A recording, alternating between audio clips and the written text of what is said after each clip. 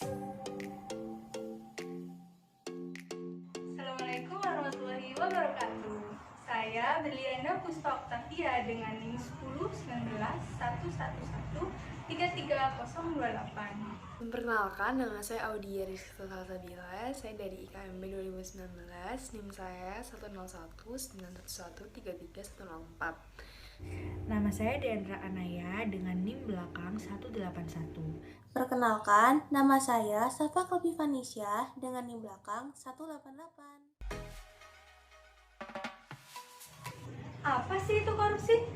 Nah, korupsi atau dalam bahasa Latin corruptio atau berasal dari kata kerja corrumper yang berarti rusak, busuk, menyogok, atau memutarbalik. Nah, korupsi dalam arti sempit yaitu bermakna tindakan pejabat publik baik politisi maupun pegawai negeri serta pihak lain yang terlibat dalam tindakan tersebut yang secara tidak wajar dan ilegal menyalahgunakan kepercayaan publik yang dikuasakan pada mereka untuk mendapat keuntungan sepihak. Sedangkan dalam arti yang luas, korupsi atau korupsi politik merupakan penyalahgunaan jabatan yang digunakan untuk kepentingan pribadi. Korupsi dalam perspektif hukum telah secara gamblang dimuat dalam Undang-Undang Nomor 20 Tahun 2001 tentang pemberantasan korupsi. Nah, dari pasal-pasal yang termuat dalam undang-undang tersebut dirumuskan terdapat 7 bentuk tindak pidana korupsi, yaitu 1, 2, 3, 4, 5, 6, 7. Kemudian pada pasal 13 Undang-Undang Nomor 31 Tahun 1999 dirumuskan apabila pejabat publik melakukan suatu tindak pidana korupsi yang dalam 7 kelompok tersebut, maka akan dihukum pidana mati, pidana penjara, ataupun pidana denda sesuai dengan berat korupsi yang dilakukan. Nah, faktor penyebab korupsi di Indonesia disebabkan oleh dua hal. Yang pertama, faktor dari dalam diri pelaku, dan yang kedua, faktor dari luar diri pelaku. Nah, yang pertama adalah faktor dari dalam diri pelaku.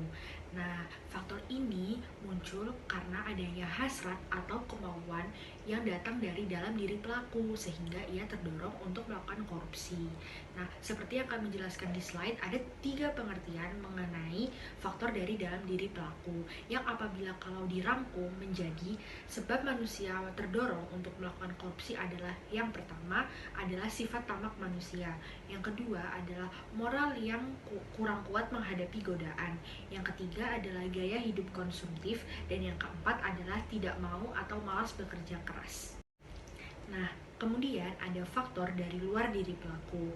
Kelompok kami mengutip dari buku Peran Parlemen dalam Membasmi Korupsi, di mana di dalamnya terdapat 4 faktor yang mempengaruhi penyebab terjadinya korupsi, yaitu yang pertama ada faktor politik, yang kedua ada faktor hukum, yang ketiga ada faktor ekonomi, dan yang terakhir ada faktor organisasi.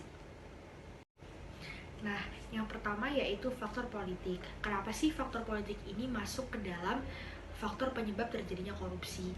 Jadi, adanya persaingan kedudukan dan jabatan yang ketat di bidang politik menyebabkan terjadinya urgensi untuk melakukan tindak korupsi, di mana pihak elit ini berlomba-lomba untuk melakukan politik uang agar dapat memenuhi keinginan pribadi mereka. Nah, yang kedua ada faktor hukum. Menurut Susila dalam Hamzah pada tahun 2004, tindakan korupsi mudah timbul karena ada kelemahan dalam peraturan perundang-undangan di Indonesia. Nah, yang mencakup apa sih? Seperti peraturan perundang-undangan yang kurang ketat, lalu hukuman yang kurang berat, sanksi yang terlalu ringan, peraturan yang kurang disosialisasikan, dan juga kurangnya kesadaran masyarakat akan aturan hukum dan konsekuensi yang akan diterima. Lalu yang ketiga ada faktor ekonomi. Nah, adanya kesenjangan ekonomi di Indonesia menyebabkan banyak pihak berlomba-lomba untuk melakukan korupsi untuk memenuhi kebutuhannya. Seorang individu akan melakukan korupsi karena adanya rasa tidak puas dan merasa kekurangan akan kebutuhan materi yang menyebabkan mereka melakukan tindak korupsi untuk memenuhi kebutuhan pribadinya. Korupsi ini dapat dilakukan oleh masyarakat kalangan menengah atas dan menengah ke bawah, walaupun mayoritas yang melakukan adalah masyarakat menengah ke atas seperti kaum elit. Nah, yang terakhir adalah faktor organisasi. Jadi, aspek-aspek penyebab terjadinya korupsi dari sudut pandang organisasi ada 4, yaitu yang pertama, kurang adanya teladan yang baik dari pimpinan. Yang kedua, tidak adanya kultur organisasi yang benar. Yang ketiga, sistem akuntabilitas di instansi kurang memadai. Lalu yang terakhir, manajemen cenderung menutupi korupsi di dalam organisasi. Ini saya akan menjelaskan dampak yang disebabkan oleh korupsi. Saya akan menjelaskan dua sisi dampak, yaitu dari sisi ekonomi dan sosial serta kepentingan masyarakat. Dari dampak ekonomi sendiri, korupsi ini menyebabkan 3 hal, yaitu penurunan produktivitas, rendahnya kualitas dan jasa publik, dan menurunnya pendapatan dari sektor pajak. Dari penurunan produktivitas sendiri ini menyebabkan turunnya produktivitas dari sektor industri dan produksi untuk berkembang. Terus dari rendahnya kualitas barang dan jasa publik ini jadi kita tuh jadi malah mengurangi syarat-syarat keamanan yang harusnya dipenuhi, dan itu menyebabkan rusaknya jalan-jalanan yang seharusnya mungkin bahan-bahan yang lebih berkualitas, tapi itu dihilangkan. Terus habis itu banyaknya jalan-jalanan yang kita lihat itu udah rusak tapi tidak dibenari. Nah, terus dari sisi sosial dan kemiskinan masyarakat itu tuh juga ada 3, yaitu mahalnya harga jasa pelayanan publik, terus sulitnya akses bagi masyarakat miskin untuk mengakses pelayanan publik, dan yang ketiga ada meningkatnya angka kriminalitas. Nah, yang pertama dan kedua ini sebenarnya saling berhubungan ya, karena kan masyarakat miskin ini tentu sulit untuk mengakses pelayanan publik karena apa-apa ini masih bayar, dia sulit itu secara ekonomi itu sulit. Terus dari sisi pelayanan publik sendiri itu juga kurang baik karena uang untuk mengembangkan fasilitasnya sendiri itu malah digunakan untuk hal-hal yang buruk, yaitu korupsi. Nah, yang ketiga, meningkatnya angka kriminalitas ini jelas sangat berkorelasi dengan korupsi, karena masyarakat tuh pasti dengan ekonomi yang sulit, ekonomi yang terbatas tuh pasti mencari jalan instan, mencari jalan untuk memenuhi kebutuhan keluarganya, yaitu dengan cara kriminalitas, dengan cara mencuri, dengan cara mungkin membegal untuk menghasilkan sesuatu untuk keluarganya. Nah, selanjutnya saya akan membahas mengenai nilai-nilai anti korupsi. Yang pertama yaitu kejujuran. Nah, kejujuran ini penting untuk mahasiswa karena apabila mahasiswa dapat jujur, maka ia akan dengan mudah menyebabkan lingkungan di sekitarnya nyaman, sehingga ia dapat menjalani aktivitas perkuliahan, aktivitas organisasi, dan hal-hal yang dijalannya di kampus maupun ekstra kampus dengan nyaman karena dia telah berperilaku jujur. Nah, nilai kejujuran ini juga dapat diimplementasikan dalam kehidupan sehari-hari dalam bentuk tidak mencontek dan tidak melakukan kecurangan di kegiatan kemahasiswaan. Nah, yang kedua yaitu kepedulian. Sebagai calon pemimpin di masa depan, seorang mahasiswa penting untuk punya rasa kepedulian, baik di lingkungan intrakampus maupun ekstra kampus. Nah, contoh kepedulian di mahasiswa dapat diterapkan melalui yang pertama, menggalang dana untuk kebutuhan umat sesama, yang kedua menjaga infrastruktur kampus, dan yang ketiga mengindahkan dan mematuhi peraturan yang berlaku di kampus. Nah, nilai yang ketiga adalah kemandirian. Mahasiswa perlu untuk memiliki sifat mandiri sejak dini, karena di masa depan nanti mereka sangat membutuhkannya untuk diri sendiri dan juga untuk orang lain. Nah, nilai kemandirian di lingkup kampus dapat diwujudkan dalam bentuk yang pertama, mengerjakan ujian secara mandiri, yang kedua, mengerjakan tugas secara mandiri, dan yang ketiga, melaksanakan kegiatan atau event secara swadana. Nilai keempat yaitu kedisiplinan. Nah, hidup disiplin bagi mahasiswa adalah dapat mengelola waktu dengan baik dan efisien sehingga apa yang dilakukan dapat terlaksana dengan tepat waktu. Nah, dengan nilai efisien ini, mahasiswa dapat menjalani kehidupan kampus dengan lancar serta mendapat kepercayaan dari orang karena dia dapat disiplin dalam hidupnya. Yang kelima adalah tanggung jawab. Tanggung jawab adalah menerima segala sesuatu dari sebuah perbuatan, baik disengaja ataupun tidak disengaja.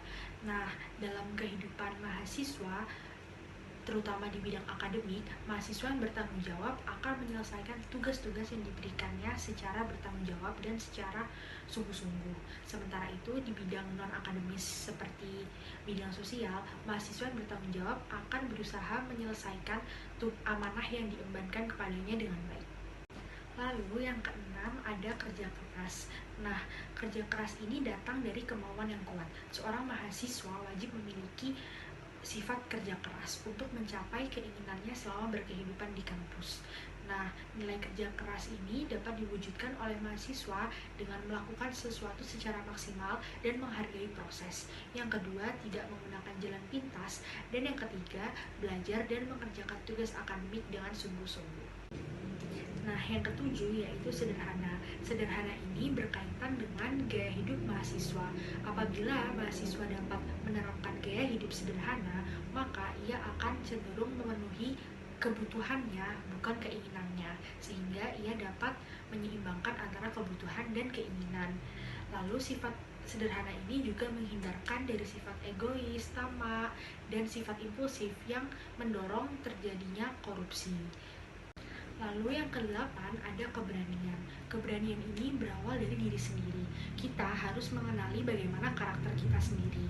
Lalu setelah kita memahami apa kelebihan dan kekurangan, kita akan memaksimalkan potensi yang kita miliki sehingga timbul rasa percaya diri.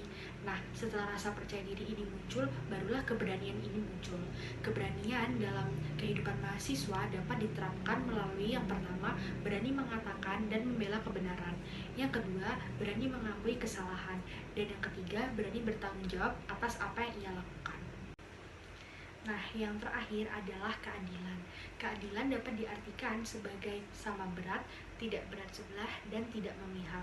Nilai keadilan ini perlu ditanamkan kepada mahasiswa agar mahasiswa dapat belajar untuk memilih keputusan secara baik dan benar. Dan dengan adanya penanaman nilai keadilan pada mahasiswa, diharapkan mahasiswa dapat belajar mengambil keputusan yang baik dan benar dalam masalah sepele maupun masalah yang rumit. Nah, contoh nilai keadilan dalam kehidupan mahasiswa dapat diterapkan seperti tidak memilih teman berdasarkan latar belakang sosial. Di sini saya juga mau menjelaskan prinsip anti korupsi yang ada 4. Yang pertama akuntabilitas, setelah itu ada transparansi, ada kebijakan, dan kontrol kebijakan. Yang pertama ada akuntabilitas, yaitu kesesuaian antara aturan dan pelaksanaan kerja. Dan jadi semua perusahaan itu bertanggung jawab atas kinerjanya. Terus yang kedua ada transparansi. Nah, ini juga sangat penting karena semua tuh terbuka gitu loh. Jadi ketika ada penyimpangan yang terjadi, itu tuh bisa diketahui oleh publik. Dan dengan adanya transparansi ini kan pasti seharusnya oknum-oknum yang ingin korupsi itu merasa malu karena kan pasti akan ketahuan oleh publik. Yang ketiga ada kebijakan, yaitu untuk mengatur tata interaksi yang terjadi agar tidak terjadi penyimpangan yang merugikan negara. Ya, ini sebenarnya sebagai payung sih, kebijakannya sebagai payung agar semua orang tuh patuh terhadap kebijakan itu supaya semua itu berjalan sesuai dengan tujuan bangsa ini. Yang keempat ada kontrol kebijakan, dan juga tidak kalah penting. Kontrol kebijakan ini memastikan supaya kebijakan ini berjalan secara efektif dan dipatuhi oleh semua tatanan masyarakat. Bentuk dari kontrol kebijakan ini adalah partisipasi, evaluasi, dan revolusi. Oleh karena itu, salah satu upaya Dikti dalam membentuk karakter bangsa yaitu dengan melaksanakan program pendidikan anti korupsi di seluruh perguruan tinggi di Indonesia. Salah satunya di UNER. Nah, sesuai dengan Peraturan Pemerintah Nomor 71 Tahun 2000, peran serta masyarakat adalah peran aktif perseorangan, ormas, ataupun LSM dalam pencegahan dan pemberantasan tindak pidana korupsi. Oleh karena itu, mahasiswa dituntut untuk turut andil dalam upaya pencegahan serta pemberantasan tindak pidana korupsi di Indonesia. Program pendidikan anti korupsi ini memiliki V, T, M. Apa sih itu V? V yaitu visi. Nah, visi program pendidikan anti korupsi ini adalah terbentuknya dan terwujudnya sarjana Indonesia yang berkarakter bebas korupsi. Misi dari program pendidikan anti korupsi ini ada 4. Yang pertama, meningkatkan pengetahuan dan pemahaman mahasiswa terhadap bahaya korupsi. Yang kedua, meningkatkan mahasiswa terhadap bahaya korupsi. Yang ketiga, meningkatkan peran mahasiswa dalam gerakan anti korupsi. Yang terakhir, melakukan pendidikan dan pengajaran anti korupsi. Yang terakhir yaitu tujuan dari pendidikan anti korupsi. Apa sih tujuannya? Yang pertama itu membangun budaya anti korupsi di kalangan mahasiswa. Caranya dengan apa? Memberikan pengetahuan tentang korupsi dan pemberantasannya. Kemudian menanamkan nilai-nilai anti korupsi. Yang terakhir, menyiapkan mahasiswa sebagai agent of change bagi kehidupan berbangsa dan bernegara yang bersih dari korupsi. Di sini saya akan menjelaskan peran mahasiswa dalam mencegah tindakan korupsi. Peran mahasiswa tidak dapat dilepaskan dari karakteristik yang mereka miliki, yaitu intelektualitas, jiwa muda, dan idealisme. Dengan memiliki kemampuan intelektualitas yang tinggi, jiwa muda yang penuh semangat, dan idealisme yang murni, maka telah terbukti bahwa mahasiswa selalu mengambil peran penting dalam perjalanan bangsa ini. Dalam berbagai peristiwa besar, mahasiswa juga berperan sebagai agen perubahan. Nah, keterlibatan mahasiswa dalam mencegah tindakan korupsi dibedakan menjadi 2 konteks. Yang pertama, konteks individu, dan kedua, konteks komunitas mahasiswa. Untuk konteks individu, mahasiswa diharapkan dapat mencegah dirinya agar tidak berperilaku koruptif. Sedangkan untuk komunitas mahasiswa diharapkan dapat mencegah teman-temannya dan organisasi kemahasiswaannya agar tidak berperilaku koruptif. Berbagai kegiatan dapat dilakukan untuk menumbuhkan nilai-nilai anti korupsi seperti sosialisasi, seminar, kampanye, dan pendidikan anti korupsi yang diberikan secara langsung dalam bentuk mata kuliah. Nah, contohnya seperti kegiatan ujian bersih atau anti mencontek. Nah, kegiatan ini diharapkan dapat menimbulkan nilai-nilai anti korupsi seperti tanggung jawab, kemandirian, dan kejujuran. Nah, sekian dari kelompok kami. Mohon maaf bila ada kata-kata yang kurang berkenan di hati. Wassalamualaikum.